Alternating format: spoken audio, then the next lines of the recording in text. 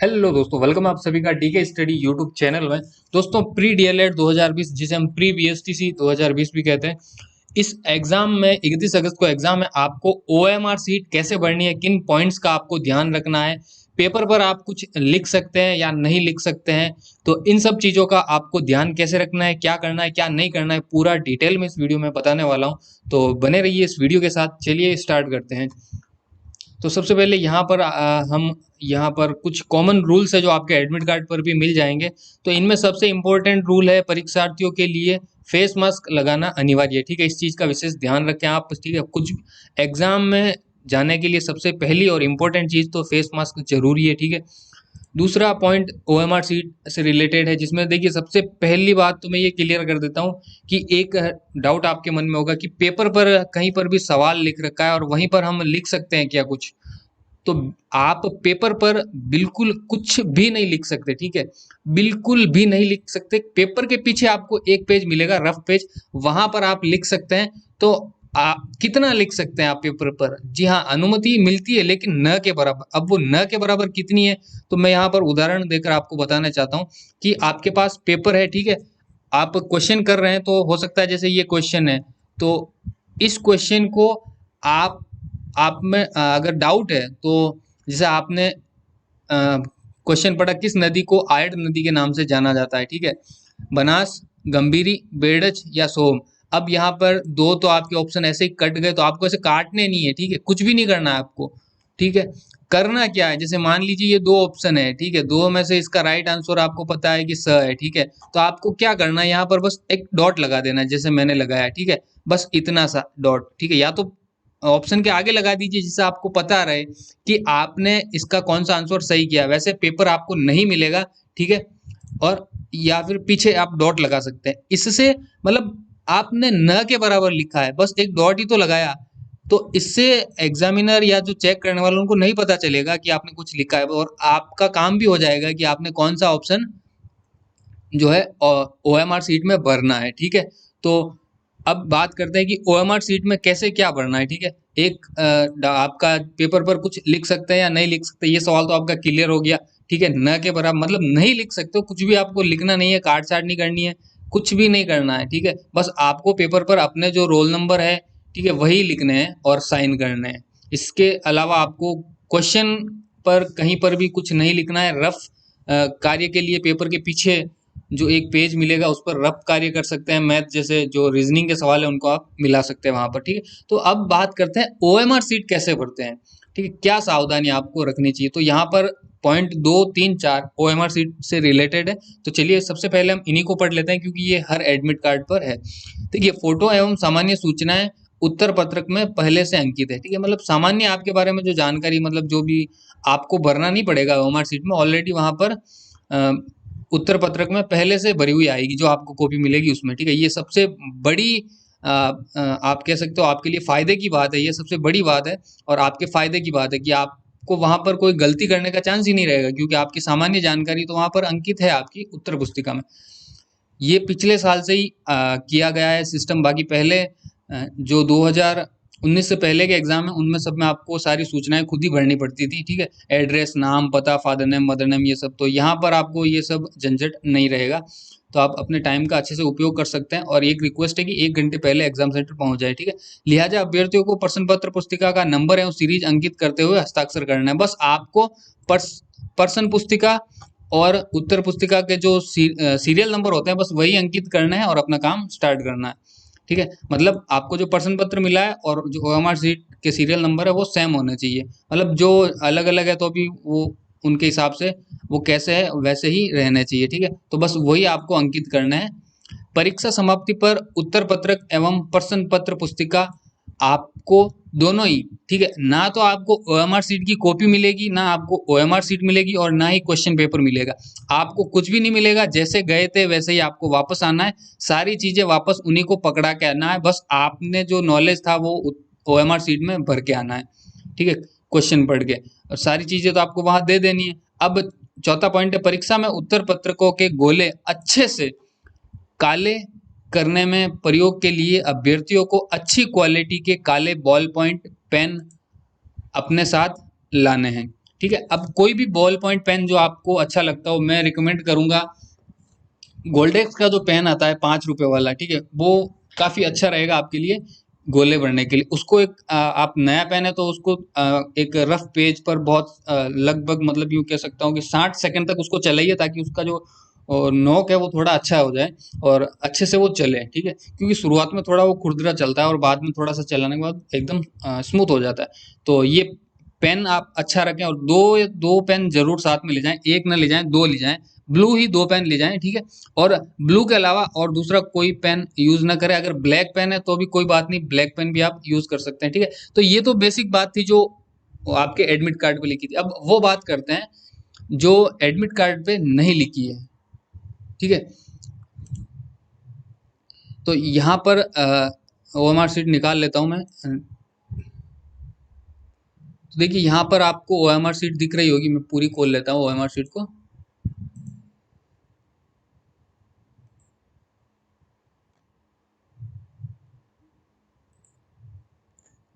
कोई भी एक ओएमआर शीट डाउनलोड कर लेते हैं। तो यहाँ पर बताने में आसानी रहेगी, ताकि आपको कैसे क्या करना है।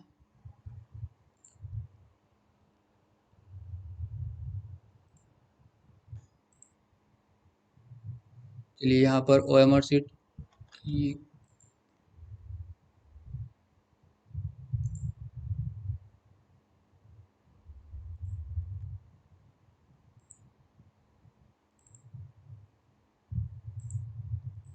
चलिए यहाँ पर ओएमआर शीट ओपन हो गई।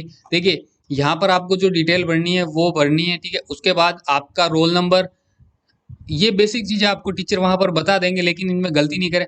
और एक चीज विशेष तौर पर यहाँ पर आप देख पा रहे होंगे, जो गोले भरने हैं वो किस प्रकार भरने हैं। न तो आपको उसमें इस प्रकार गोले के बाहर आनी चाहिए सही, ठीक है, न गोले पे टिक करना है आपको, बस गोले के अंदर। ये जो इस प्रकार आप देख पा रहे हो यहाँ पर, ये इसके अंदर जिस प्रकार गोला भरा हुआ है, बिल्कुल वैसे ही आपको गोला भरना है। और दूसरा किसी प्रकार से गोला नहीं भरना है, नहीं तो उन पे राइट करना है, नहीं क्रॉस करना। अब सबसे इंपॉर्टेंट बात मैं करने वाला हूँ।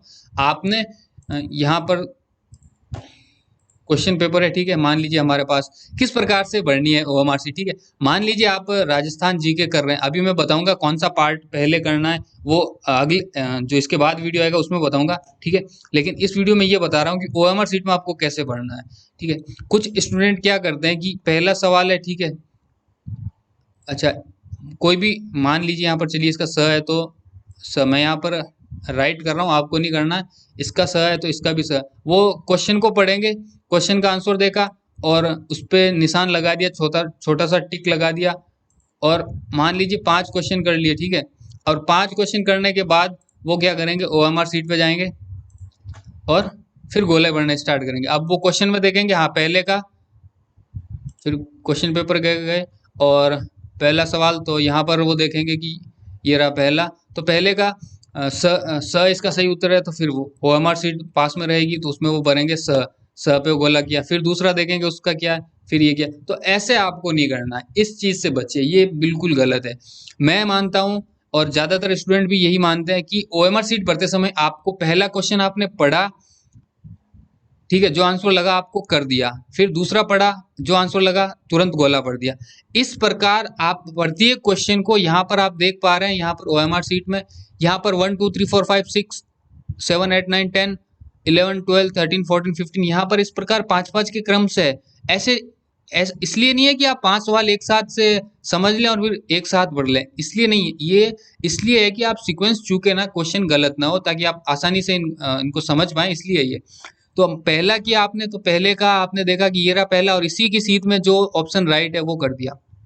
दूसरा सवाल पढ़ा और ओएमआर शीट में आया जो राइट है वो कर दिया। तीसरा पढ़ा, तो 5 होने के बाद ये जो ग्रुप है खत्म हो गया, ये पैरा, फिर दूसरा पैराग्राफ। तो इस प्रकार से आसान रहता है, बहुत कुछ चीजें आसान हो जाती है। इसलिए एक साथ गोले कभी मत भरिएगा, बहुत बड़ी मिस्टेक होती है। अगर आप कोशिश करेंगे भी, तो मान लीजिए आप 10 सवाल के एक साथ गोले भर रहे हैं, आपने 5 तक तो सही भरा, फिर आपने गलती से छठा क्वेश्चन छोड़ दिया और 7वां क्वेश्चन देख लिया और 7वें क्वेश्चन का आंसर आपने छठे में भर दिया, 8वें क्वेश्चन का 7वें में भर दिया, 9वें क्वेश्चन का 8वें में भर दिया और 10वें क्वेश्चन का 9वें में भर दिया, फिर 10वां पीछे रह गया, फिर पता चला कि आपने 6 से क्रम चूक गए, तो फिर इस प्रकार जो आपको आते थे क्वेश्चन, वो क्वेश्चन भी आप गलत करके आ जाओगे। तो प्लीज भाइयों ऐसे मत करना, रिक्वेस्ट है मेरी।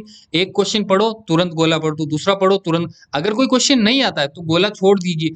और लास्ट टाइम में जब सारे क्वेश्चन हो जाए और आपको लगता है कि अब पीछे 10 क्वेश्चन छूट रहे हैं और टाइम हो गया, तो माइनस मार्किंग है नहीं, जो गोले आपको लगे, मान लीजिए यहाँ पर छठा क्वेश्चन छूट रहा था, ठीक है, और यहाँ पर 10 क्वेश्चन छूट रहे थे, तो फटाफट फटाफट से किसी भी एक, मतलब 5 मिनट बचे हैं सिर्फ, मतलब एग्जामिनर आपकी कॉपी लेने ही वाला है, बस ये समझ लीजिए, तब आपको फटाफट से किसी भी ऑप्शन में गोला पढ़ देना है, क्योंकि कॉपी देने से अच्छा है वो छीन के लेंगे, उससे पहले ही आप जल्दी से जो छूटने वाले हैं उनमें आप गोला भर दो, ठीक है।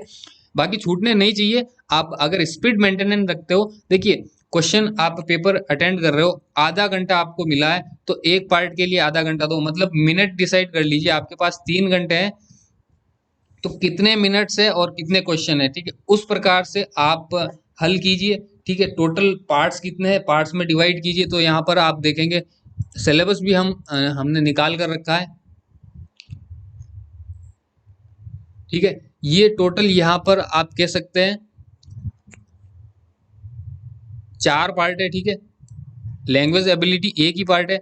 अब 4 पार्ट है तो आपके पास 3 घंटे हैं, 3 घंटे में आप कैसे डिवाइड करते हो, ठीक है, 4 पार्ट को आप डिवाइड कर लीजिए, तो यहाँ पर 3 घंटे में टोटल मिनट होते हैं 180 मिनट, ठीक है। डिवाइड कर लीजिए 4, तो 45 मिनट का टाइम आपके पास रहता है 50 क्वेश्चन को करने का, जो कि बहुत है, ठीक है।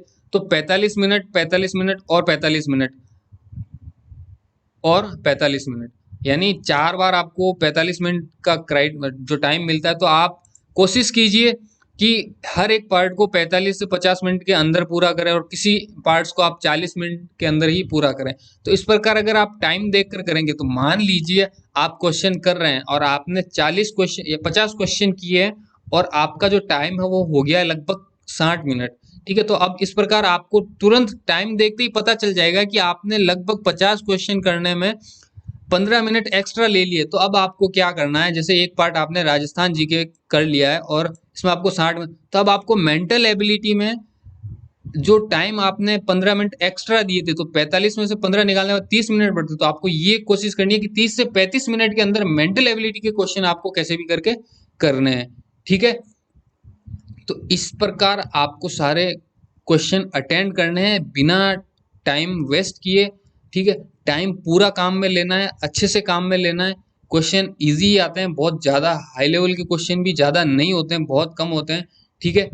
तो अच्छे से तैयारी कीजिए, अच्छे से बढ़िया से। ओएमआर सीट में बिल्कुल हड़बड़ाहट में कुछ भी मत भरिएगा, क्योंकि हड़बड़ाहट में गलत हो जाता है। और जो क्वेश्चन आपका ओएमआर सीट में गलत हो जाए ना, तो जो आपका पेन रहता है, ठीक है, पहले तो जो गलत हो गया उसको छोड़ दीजिए। मान लीजिए आपने क्वेश्चन कर रहे थे और आपका 21 नंबर पे आपको पता था कि सी में भरना है, लेकिन पता नहीं कैसे ही आपने डी में भर दिया। तो अब आप क्या कीजिए, छोड़ दीजिए इस क्वेश्चन को, ठीक है, कुछ भी मत कीजिए, ना ही टिक कीजिए, बस आपको याद रखना है कि 21 वाला गलत भर गया था। जब पूरे हो जाते हैं और आपको लगता है कि अभी भी 3-4 मिनट बचे हैं, तो आपके पास जो गोल्डेक्स का या जो कोई भी पेन रहेगा ना, तो उसका जो ढक्कन है, उसका ढक्कन खोलिए। ढक्कन खोलने के बाद जो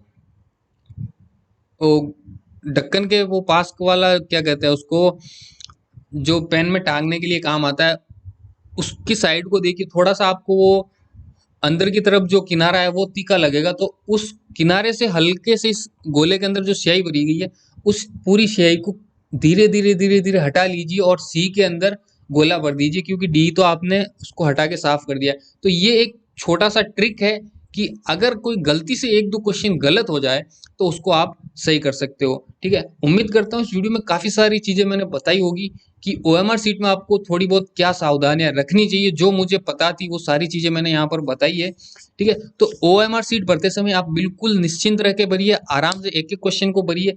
अगर आप वो तरीका अपनाते हो जिसमें आप 5-10 क्वेश्चन एक साथ पढ़ लेते हो या टिक कर लेते हो, फिर आप ओएमआर शीट में आके पढ़ते हो, तो इसमें गलती होने के चांसेस ज़्यादा रहते हैं। जब आप एक-एक करते हो, तो जैसे मान लीजिए आप 10वें कर रहे हो, तो आपको देखोगे कि 10वां कहाँ है, तो ये रहा 10वां, 10वें का कौन सा था, सी था तो सी, 10वें का बी था तो बी, जो भी आपको लगेगा उस प्रकार। तो एक क्वेश्चन सही, एक क्वेश्चन, तो इस प्रकार एक-एक एक-एक करके ही तो जिस प्रकार बूंद-बूंद से घड़ा पड़ता है, उस प्रकार बूंद-बूंद से एक-एक क्वेश्चन से जो क्वेश्चन सही हो रहे हैं, एक-एक सही क्वेश्चन से ही आपकी मेरिट बनेगी, कट ऑफ में नंबर आएगा, तो आपका सिलेक्शन हो पाएगा। सिलेक्शन इंपॉर्टेंट है, इसलिए छोटी-छोटी बातों पर आप ध्यान दीजिए।